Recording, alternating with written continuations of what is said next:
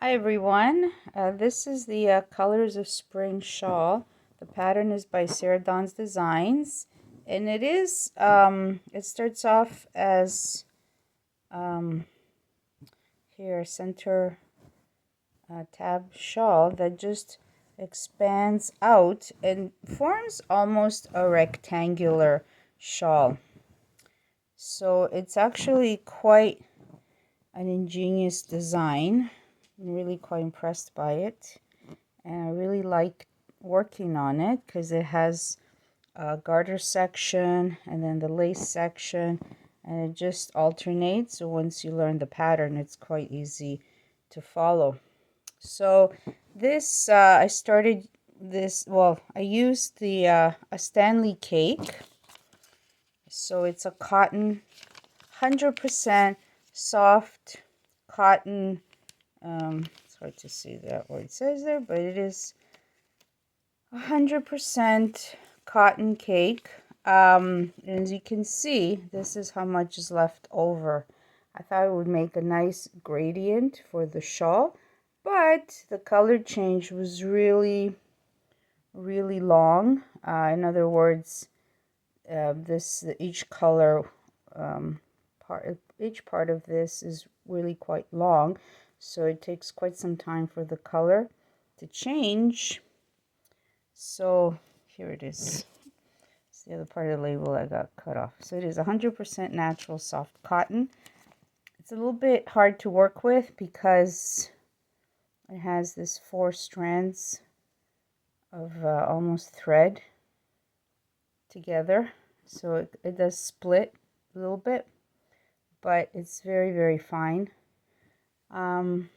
You just have to be careful with that.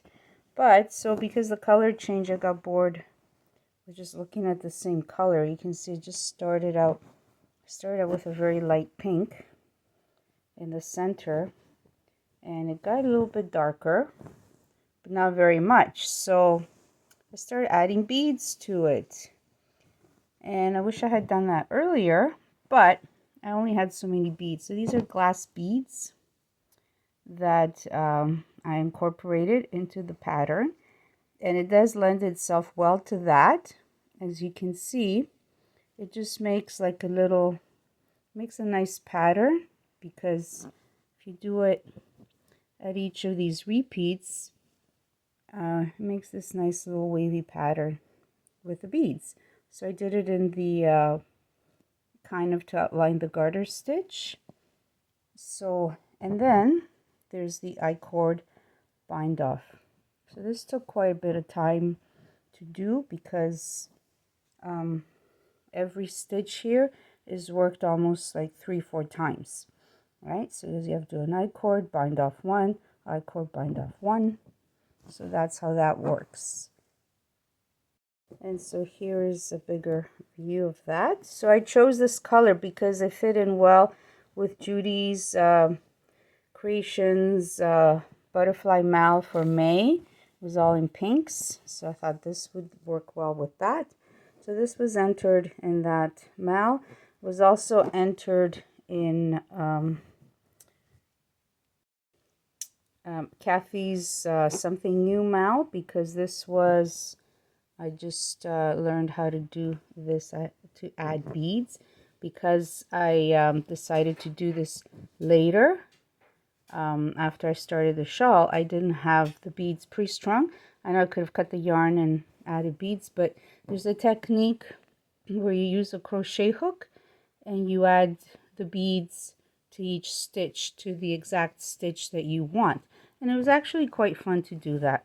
And there is a tutorial I followed by Baber Game Knits. So this was entered in the May Mal for Kathy's yarn with heart.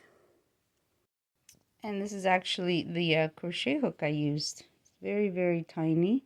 I think this is one of my grandmother's crochet hooks.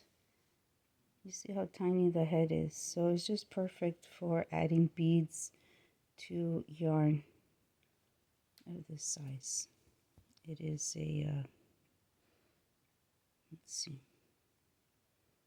it just says 12. That's a 12, yeah. So this was quite fun. So yeah, I really enjoyed that. I feel like doing more beaded shawls because I really did enjoy this process, and it makes a nice sparkly shawl. All right, everyone, thank you for watching, and we'll see you all next time. Bye for now.